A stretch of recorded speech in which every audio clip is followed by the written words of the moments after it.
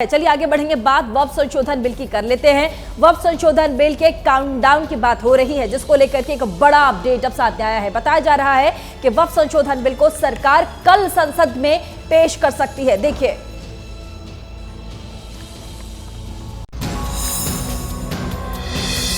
सरकार वक्फ संशोधन बिल को पहले लोकसभा में पेश करना चाहती है। लोकसभा की बिजनेस एडवाइजरी कमेटी की आज दोपहर 12:30 बजे बैठक होगी, जिसमें वक्फ संशोधन बिल को पेश करने को लेकर तस्वीर साफ हो जाएगी।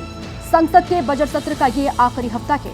सूत्रों के मुताबिक सरकार बिल को कल लोकसभा में पेश कर सकती है। हाथ जोड़ करके सबको कहता हूं कि आप अगर बिल का विरोध करना है तो तर्क रख करके आप विरोध कीजिए। कौन सा प्रावधान को आप विरोध करके बताइए, और ये भी बताइए कि गैर संवैधानिक कैसे है वो भी बताइए। ऐसे झूठ बात फैलाने से तो होगा नहीं। इस बीच सरकार ने विपक्ष को आड़े हाथ लिया और लोगों से बहकावे में न आने के लिए कहा। किसी का जमीन कैसे छीन सकता है?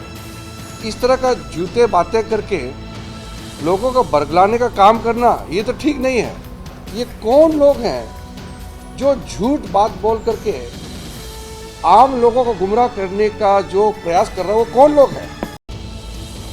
और जब से वक्फ संशोधन बिल की बात चली है, तब से सियासी घमासान भी देखने को मिल रहा है। जबानी जंग हो रही है।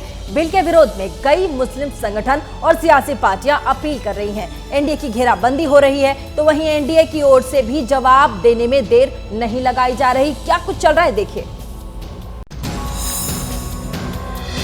वक्फ संशोधन बिल को लेकर मचे घमासान में शिवसेना शिंदे गुट ने शिवसेना उद्धव गुट को चुनौती दे दी है। शिवसेना सांसद श्रीकांत शिंदे ने कहा, शिवसेना उद्धव गुट इस बिल का समर्थन करेगा, बाला साहब की विचारधारा पर चलेगा या फिर दुम दबाकर भाग जाएगा। अब फैसले की बारी है।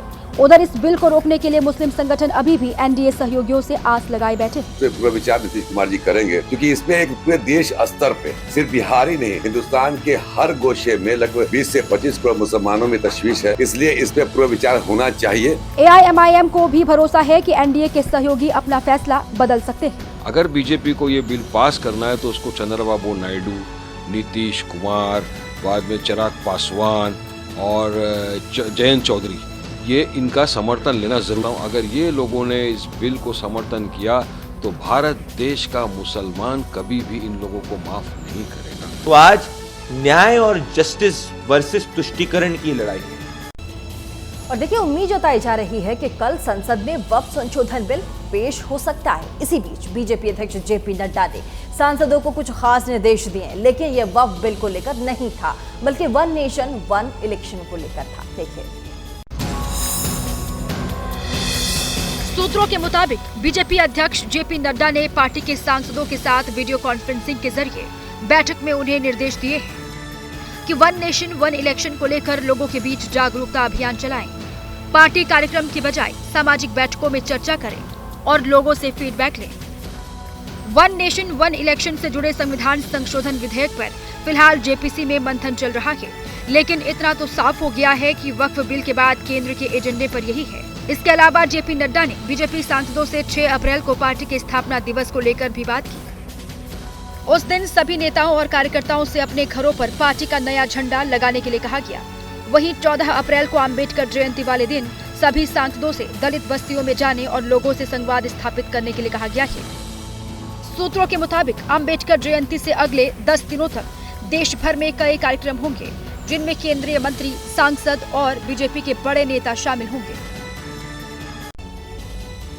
और देखिए, इन सब विवादों के बीच ममता बनर्जी के एक बयान को लेकर के घमासान छिड़ गया है। ममता बनर्जी ने कल कोलकाता में ईद समारोह में बोलते हुए ममता बनर्जी ने बीजेपी पर हमला बोला और कह दिया कि वो बीजेपी के बनाए धर्म को मानती नहीं, वो एक गंदा धर्म और हिंदू धर्म के खिलाफ है।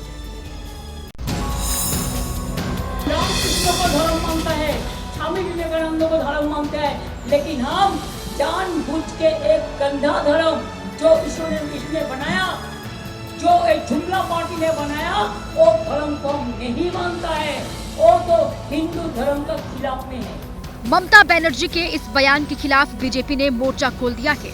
ममता पर बीजेपी वार कर रही है, तो टीएमसी भी पलटवार में पीछे नहीं है। पूरी दुनिया में इसको रक्त रंजित कर रखा है।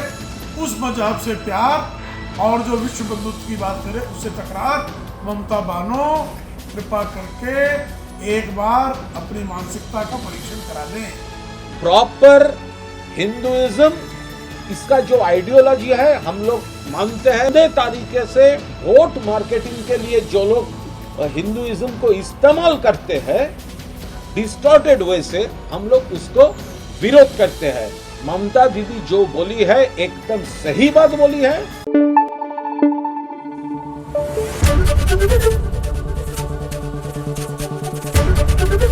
एबीपी न्यूज आपको रखे आगे।